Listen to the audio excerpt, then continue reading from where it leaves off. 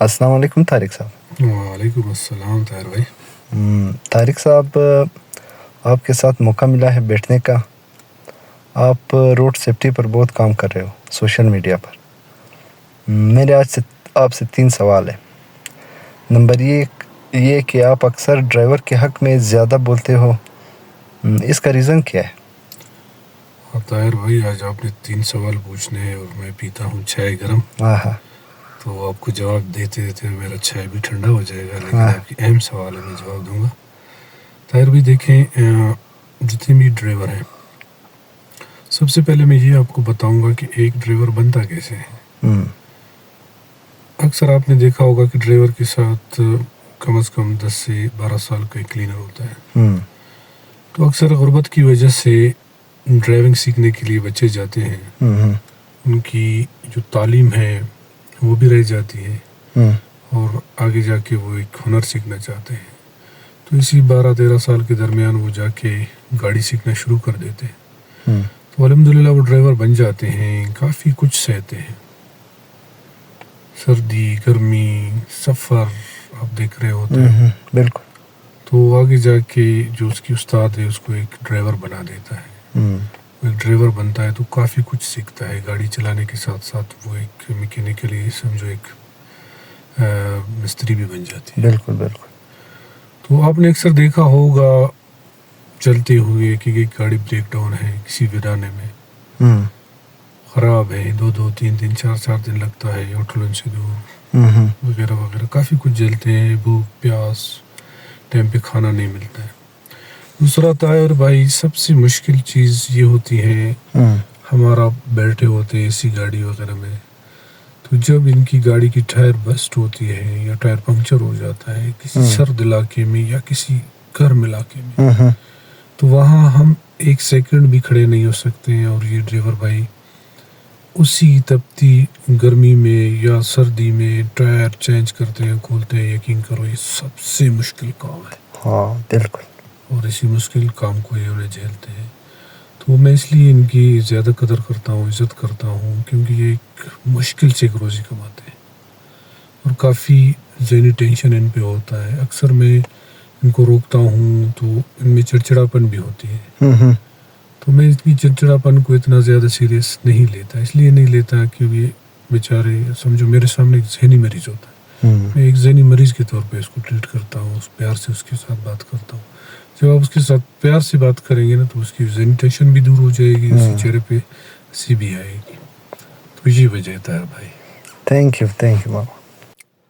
طارق صاحب، میرا آپ سے دوسرا سوال یہ ہے کہ آپ مجھے یہ بتائیں کہ ایک پروفیشنل اور نان پروفیشنل ڈرائیور میں کیا فرق ہے؟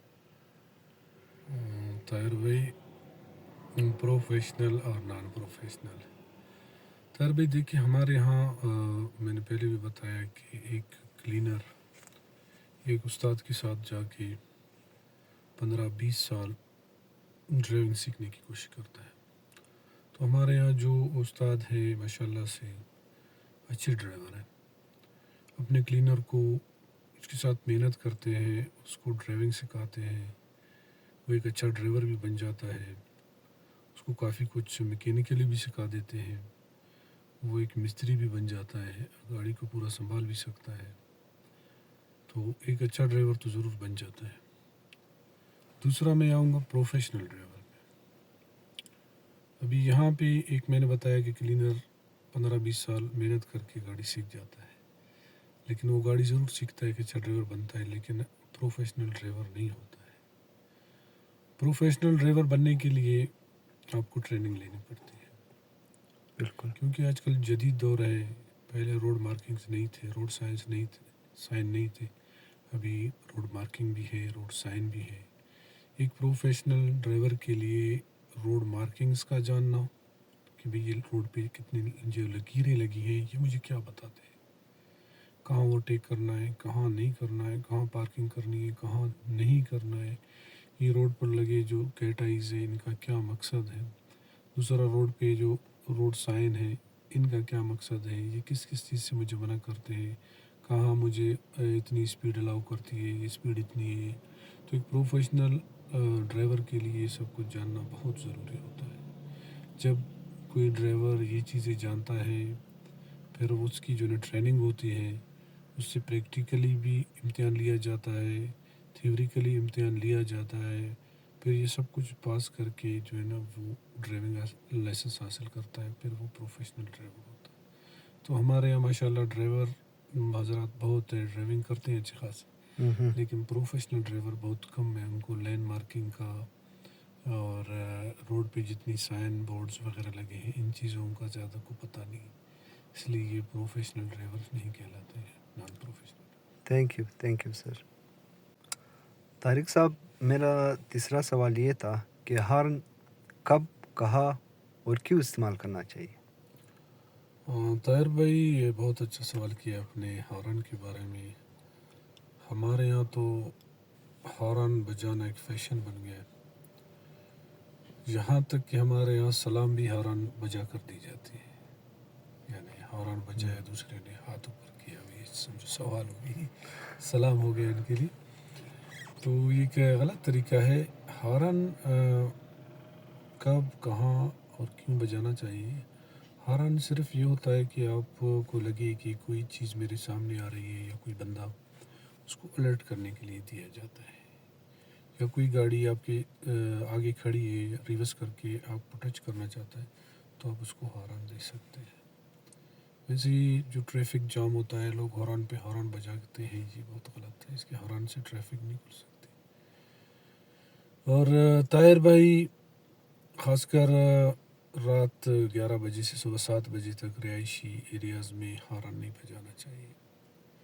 اس لیے نہیں بجانا چاہیے کہ آپ فرض کریں آپ کے ساتھ گاڑی ہے، آپ آئے اپنے گھر میں داخل ہونے کے لیے اور گیٹ پہ اکثر لوگ ہارن دیتے ہیں کہ گیٹ کھولنے کے لیے، یہ بہت غلط طریقہ ہے۔ آپ کے ہمسائے، ان کے بچے سو رہے ہیں، گہری نیند میں آپ کی ہارن کی وجہ سے جاگ جاتے ہیں، کوئی بیمار ہے اس کو میڈیسن دی گئی ہے، کوئی ہارٹ کا پیشنٹ ہے تو آپ کی ہارن سے وہ ڈسٹرب ہو جاتے ہیں۔ دوسرا، اللہ پاک نے آپ کو گاڑی جیسی نعمت دی ہے، ہو سکتا ہے آپ کے ہمسائے غریب ان کے پاس نہیں تو ان کے دل سے کیا گزرتی ہے۔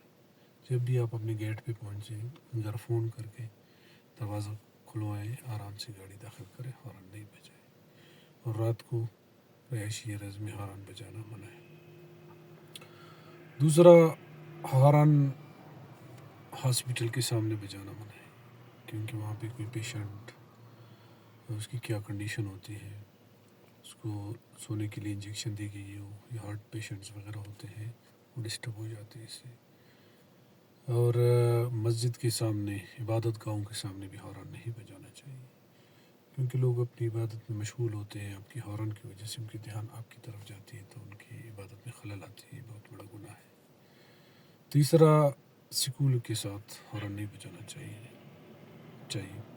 کیونکہ ٹیچر پڑھا رہا ہوتا ہے، بچے پڑھ رہے ہوتے ہیں، اگر آپ ہارن بجاتے ہیں تو اس سے ڈسٹرب ہو جاتی ہے، ان کی پڑھائی میں خلل پڑ جاتا ہے۔ تو یہ ہارن کی عادت کافی زیادہ ہے، خاص کر یہ پریشر ہارن، اس کی وجہ سے یہ اس کو نوائز پولیوشن کہا جاتا ہے، اور کافی قوت سماعت وغیرہ اس پہ اثر پڑتا ہے، چڑچڑاپن آتی ہے، بلڈ پریشر ہائی ہو جاتا ہے۔ کافی یہ بڑے بڑے شہروں میں آپ دیکھیں گے کہ لوگوں کی زیادہ تر جو ہے نا چڑچڑاپن ہو جاتا ہے اس سے، اور یہ نوائز پولیوشن میں آتا ہے، تو ہارن نہیں بجانا چاہیے لوگوں کو بلا ضرورت، خاص کر جب ٹریفک جام ہوتا ہے تو اتنے بجاتے ہیں، وہ پیچھے والا بجاتا ہے کہ بھائی آپ کے بجانے سے آگے ٹریفک نہیں کھلی، جب تک ٹریفک نہیں کھلتا ہے آپ آرام سے رہے، ہارن نہیں بجائے کرے، یہ بہت ہی بری عادت ہے۔